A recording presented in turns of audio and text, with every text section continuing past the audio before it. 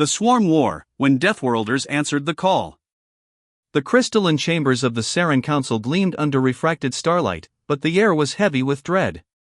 Delegates from countless species murmured among themselves, their voices a symphony of anxiety. For centuries, the Council had maintained order, its members living in a fragile peace. That peace was now shattered.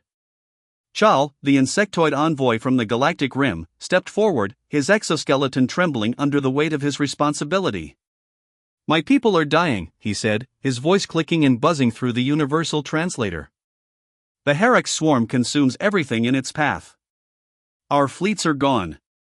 Our colonies are ash. We need help." The delegates shifted uncomfortably. The Herex swarm was no mere invader, it was a galactic extinction event. The biomechanical creatures operated as a singular hive mind, stripping planets of resources, dismantling civilizations, and converting the raw material into more of their kind. Ambassador Relic, a serpentine being from the Drell Union, hissed in disdain. "What can we do? Our fleets have already suffered heavy losses.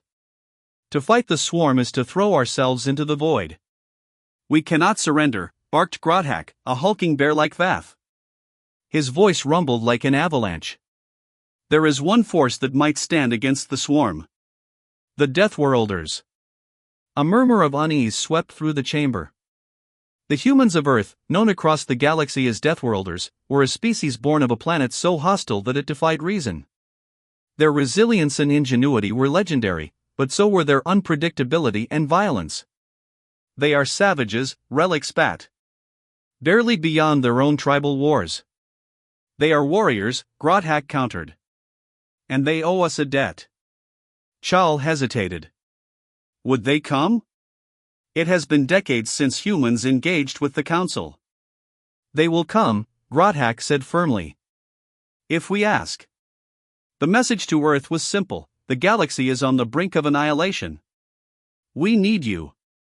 To everyone's surprise, the reply came swiftly. "We're on our way."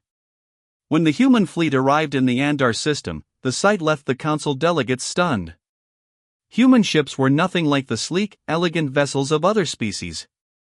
They were crude, utilitarian, and scarred from countless battles. Yet there was a raw power to them, a sense of purpose honed through survival. The flagship, Resolute, loomed like a steel predator, its engines glowing with a defiant red hue. From its bridge, Admiral Elena Markov, a veteran with sharp eyes and a face lined by years of command, addressed the Council via hologram. "You called for help," she said, her voice steady and unwavering. "We're here to give it. What's the situation?" Grodhak stepped forward, his massive frame dwarfing the other delegates. "The Herex swarm has taken 3 systems already. They'll reach Andar in 5 days. We need time to regroup." Markov's lips twitched into the barest hint of a smile. "You don't need time. You need to hit them where it hurts. Show them we're not afraid." "What do you propose?" Chal asked nervously. "We fight," Markov said simply. As the Herex swarm descended upon Andar, the human fleet prepared for battle. Council forces were stationed alongside them, their soldiers wary of their new allies. Human tactics were alien to them, a blend of calculated precision and reckless audacity. In the hours before the fight, Markov addressed her crew.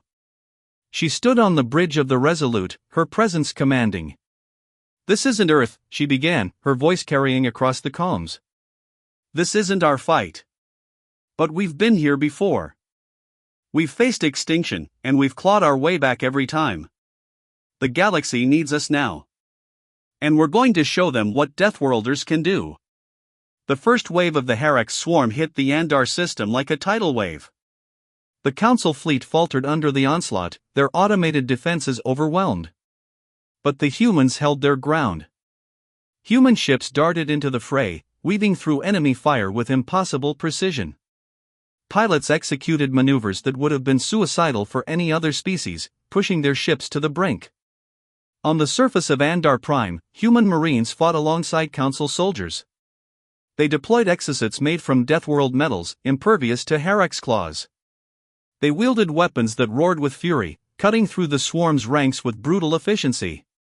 One Marine, Sergeant Malik Torres, became a symbol of the resistance. Footage of him holding the line against a wave of Herex drones, his suit battered but unbroken, spread across the galaxy. "You call this a fight?" Torres growled, his voice crackling over the comms. "This is just Tuesday on Earth." As the battle raged on, the Herex began to adapt, their hive mind analyzing human tactics. But the humans adapted faster. Admiral Markov ordered a daring counterattack, sending a strike team deep into the heart of the Herex fleet. The team was led by Captain Aisha Vance, a pilot known for her unmatched skill and unshakable courage. Flying a heavily modified fighter, she led her squadron through a labyrinth of enemy ships, evading fire with impossible grace. "We've got one shot at this," Vance said, her voice calm despite the chaos around her. "Stick with me." The team reached the swarm's command vessel, a massive biomechanical construct that pulsed with an eerie light. They delivered a payload of antimatter charges, detonating them at point-blank range. The explosion shattered the swarm's cohesion, leaving their forces in disarray. When the battle ended, the Andar system was a graveyard of wreckage. Human ships limped back to the rally point, their hulls scarred but their spirits unbroken. Chal approached Markov as the fleet prepared to depart. The insectoid envoy bowed deeply, his mandibles quivering with gratitude. "You saved us," he said. "We owe you a debt we can never repay." Markov's expression softened. "Just remember this the next time you call us savages." The story of the Battle of Andar spread like wildfire. For the first time in centuries, the Council saw humanity not as an outlier, but as a vital part of the galactic community. On Earth, the victory was celebrated, but it was tempered by loss. Thousands of lives had been given to save the galaxy, and their sacrifice would never be forgotten. As the Resolute returned home, Markov stood on the bridge, gazing at the stars.